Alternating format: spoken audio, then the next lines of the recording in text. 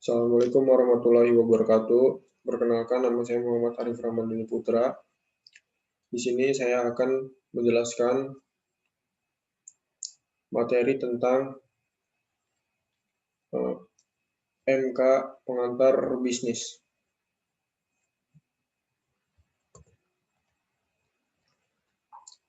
Fungsi planning dan organizing perusahaan.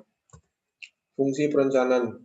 Perencanaan merupakan berbagai kegiatan yang berkaitan dengan penetapan berbagai tujuan di awal, penetapan strategi, serta penetapan berbagai langkah operasional secara rinci akan memungkinkan tercapainya tujuan perusahaan. Tujuan adalah hasil akhir yang ingin dicapai dalam jangka waktu tertentu. Tujuan akan dijabarkan dalam sejumlah sasaran yang bersifat kuantitatif, terukur, dan ada jangka waktu. Strategi mencakup penetapan berbagai tujuan serta arah perusahaan dalam jangka panjang. Fungsi perorganisasian, organizing atau organizing. Fungsi perorganisasian adalah fungsi yang dijalankan untuk membantu manajer perusahaan untuk membagi-bagi pekerjaan serta mengembangkan struktur hubungan antara pelaksana tugas yang satu dengan yang lain, sehingga tujuan perusahaan tercapai. Proses pengorganisasian. Pembagian kerja. Dengan adanya pembagian kerja, maka manajer maupun karyawan dapat mengembangkan keahliannya sesuai dengan pembagian kerja yang diberikan. Departementalisasi, yaitu pengelompokan tugas dan SDM yang punya kesamaan rumpun tugas. Fungsi leading dan controlling. Fungsi pemimpin atau leading, pemimpin atau disebut leading dalam manajemen adalah serangkaian proses yang digunakan agar setiap anggota yang berada dalam organisasi dapat bekerja sama dalam mencapai sasaran organisasi. Seorang manajer harus dapat menggerakkan dan motivasi serta mempengaruhi bawahan agar dapat melakukan tugas-tugas yang telah direncanakan untuk mencapai tujuan sasaran organisasi.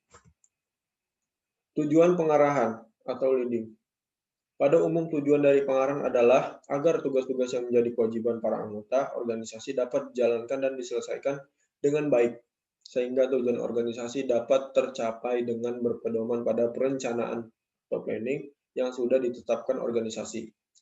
Secara lebih terperinci, tujuan dari pengarahan adalah sebagai berikut. Yang pertama, sebagai alat motivasi. Yang kedua, memperakarsai aksi. Yang ketiga, penggunaan sumber daya dengan efisien. Yang keempat, coping perubahan. Yang kelima, mengintegrasikan upaya. Yang keenam, menyediakan stabilitas. Fungsi pengendalian atau controlling berguna untuk mengukur produktivitas dari tahap 1 sampai tahap ketiga. Semua tahap dan fungsi manajemen yang dilakukan tidak akan efektif apabila tidak dilakukan pengendalian ataupun pengawasan. Selain itu juga untuk mengukur efektivitas kerja dan pengendalian yang mengandung aspek mengukur jalannya suatu perencanaan, mengamati, memperbaiki agar tujuan yang akan dicapai mendapat respon yang baik. Sehingga perencanaan, pengorganisasian, pelaksanaan, dan pengendalian merupakan kunci utama dalam proses manajemen. Hal ini harus selalu dilakukan dalam proses manajemen. Fungsi manajemen yang satu ini memiliki tujuan agar proses manajemen nantinya akan mencapai tujuan dari perusahaan tersebut. Apabila semua fungsi dari manajemen dijalankan, maka tujuan perusahaan pun akan berjalan dengan baik dan diharapkan akan memaksimalkan laba dari perusahaan tersebut. Objek pengendalian, controlling. Dalam melaksanakan fungsi pengendalian, terdapat 5 jenis objek yang perlu dijadikan sasaran pengendalian, yaitu yang pertama, objek yang menyangkut kuantitas dan kualitas barang atau jasa. Yang kedua, keuangan. Yang ketiga, pelaksanaan program di lapangan. Yang keempat, objek yang bersifat strategis. Yang kelima, pelaksanaan kerjasama dengan sektor lain yang terkait.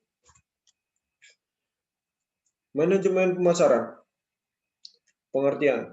Manajemen pemasaran adalah proses penetapan tujuan-tujuan pemasaran produk bagi suatu organisasi. Perencanaan dan pelaksanaan aktivitas untuk memenuhi tujuan-tujuan tersebut dan mengukur kemajuan ke arah pencapaiannya. Pengertian menurut para ahli. Yang pertama dari Philip Kotler Armstrong. Menurut Philip Kotler atau Armstrong menyatakan bahwa manajemen pemasaran adalah analisis perencanaan, pelaksanaan, dan pengendalian atas program yang dirancang untuk menciptakan, membangun, dan mempertahankan pertukaran yang menguntungkan dengan pembeli sasaran dengan maksud untuk mencapai sasaran organisasi. Yang kedua dari Kotler tahun 1980. Menurut Kotler 1980 menyatakan bahwa manajemen pemasaran merupakan penganalisaan, perencanaan, pelaksanaan, serta pengawasan program-program yang tujuannya untuk menimbulkan pertukaran dengan pasar yang dituju dengan maksud untuk menggapai tujuan perusahaan. Fungsi manajemen pemasaran. Yang pertama, fungsi pertukaran. Fungsi pertukaran pada suatu manajemen pemasaran terbagi menjadi dua fungsi utama, yakni fungsi pembelian dan fungsi penjualan. Lebih lanjut, fungsi pembelian berarti suatu peran manajemen pemasaran berfungsi sebagai proses timbal balik dari suatu aktivitas penjualan. Yang kedua, fungsi fisis. Fungsi fisis pada manajemen pemasaran terfokus pada kegunaan waktu, lokasi, dan bentuk yang perlu dipertimbangkan pada suatu produk ketika suatu produk itu akan diangkut, diproses, dan disimpan hingga sampai ke tangan konsumen. Yang ketiga, fungsi penyediaan sarana. Manajemen pemasaran ini juga memiliki fungsi sebagai penyediaan sarana karena akan berkaitan dengan segala kegiatan yang mampu melancarkan operasional pemasaran. Fungsi dalam penyediaan sarana mencakup segala proses pengumpulan komunikasi, penyortiran sesuai standar, dan pembiayaan. Selanjutnya, manajemen sumber daya manusia atau biasa disebut manajemen SDM. Suatu ilmu atau cara maupun teknik yang dapat mengatur dan mengembangkan potensi atau peranan sumber daya manusia agar dapat berfungsi sesuai dengan harapan serta memaksimalkan potensi dari sumber daya dalam mencapai tujuan suatu perusahaan. Peranan manajemen SDM. Yang pertama, menetapkan jumlah, kualitas, dan penempatan tenaga kerja yang efektif sesuai dengan kebutuhan perusahaan. Yang kedua, menetapkan penarikan, seleksi, dan penempatan karyawan. Menetapkan program kesejahteraan, pengembangan, promosi, dan pemberhentian. Yang ketiga, meramalkan penawaran dan permintaan SDM di masa yang akan datang.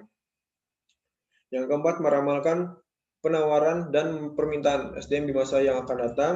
Yang kelima, memperkirakan keadaan perekonomian dan perkembangan perusahaan. Yang keenam, memonitor dengan cermat undang-undang perburuhan dan kebijaksanaan pembalasan jasa perusahaan-perusahaan sejenis. Terus, memonitor kemajuan teknik dan pengembangan serikat buruh. Terus, melaksanakan penyisihan, pelatihan, dan penilaian prestasi karyawan. Mengatur mutasi karyawan baik vertikal maupun horizontal. Yang terakhir, mengatur pensiunan dan pemberhentian serta pesangonnya. Fungsi manajemen SDM. Yang pertama, staffing, mengatur keanggotaan. Yang kedua, evaluasi. Yang ketiga, penggantian dan keputusan. Yang keempat, pelatihan dan penasehat. Yang kelima, membangun relasi. Yang keenam, menciptakan kondisi aman dan sehat. Ketujuh, mendalami masalah. Kedelapan, pengintegrasian. Yang kesembilan, pemeliharaan. Yang kesepuluh, pemberhentian. Selanjutnya ada manajemen produksi. Manajemen produksi adalah suatu proses perencanaan, pengorganisasian, atau pengarahan dan pengendalian kegiatan. Fungsi manajemen produksi sendiri adalah menggabungkan dan mengubah berbagai sumber daya yang digunakan dalam subsistem produksi organisasi menjadi produk bernilai tambah secara terkendali sesuai kebijakan organisasi. Tahapan manajemen produksi. Yang pertama, tahap perencanaan produksi. Pada tahap awal inilah seluruh rencana produksi mulai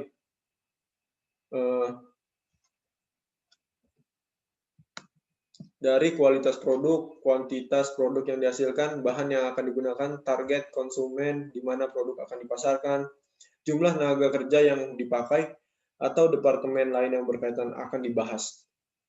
Dalam tahap ini, bahkan anggota tim bisa mengajukan ide produk baru melalui proses yang disebut dengan brainstorming, di mana si pencetus ide harus meyakinkan seluruh timnya bahwa idenya relevan dan efektif untuk mewujudkan tujuan organisasi.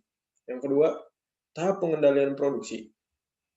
Agar proses produksi dilakukan sesuai jadwal dan semua yang telah direncanakan dalam proses perencanaan berjalan dengan lancar, Maka tahap ini harus dilakukan.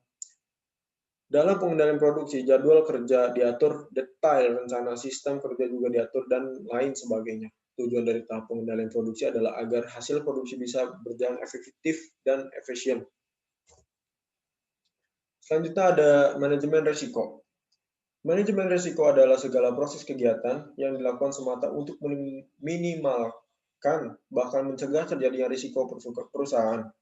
Di dalamnya ada kegiatan identifikasi, perencanaan, strategi, tindakan, pengawasan, dan evaluasi terhadap hal-hal negatif yang kemungkinan akan menimpa usaha.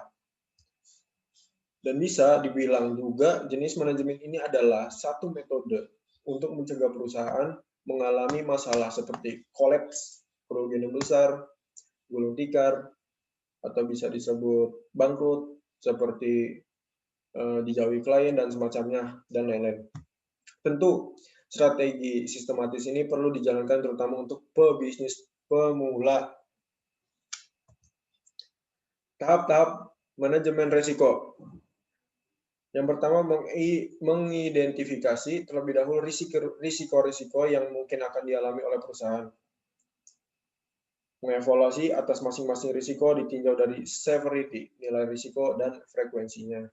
Mengendalikan risiko secara fisik, risiko dihilangkan, risiko diminimalisir, dan ataupun secara finansial, risiko ditahan, risiko ditransfer.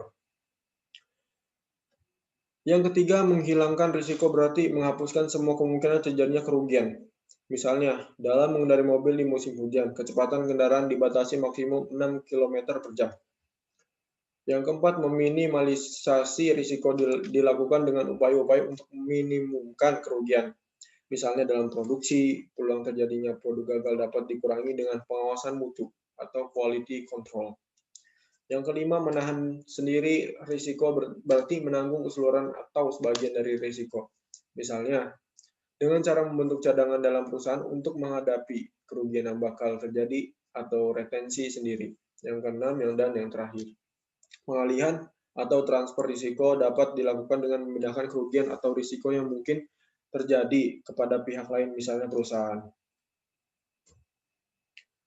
Fungsi manajemen risiko: perencanaan, pengaturan pemimpinan, dan pengontrolan aktivitas sebuah organisasi untuk meminimalisir risiko pendapatan perusahaan. Sekian, kurang lebihnya mohon maaf. Assalamualaikum warahmatullahi wabarakatuh. Waalaikumsalam. Terus langsung stop.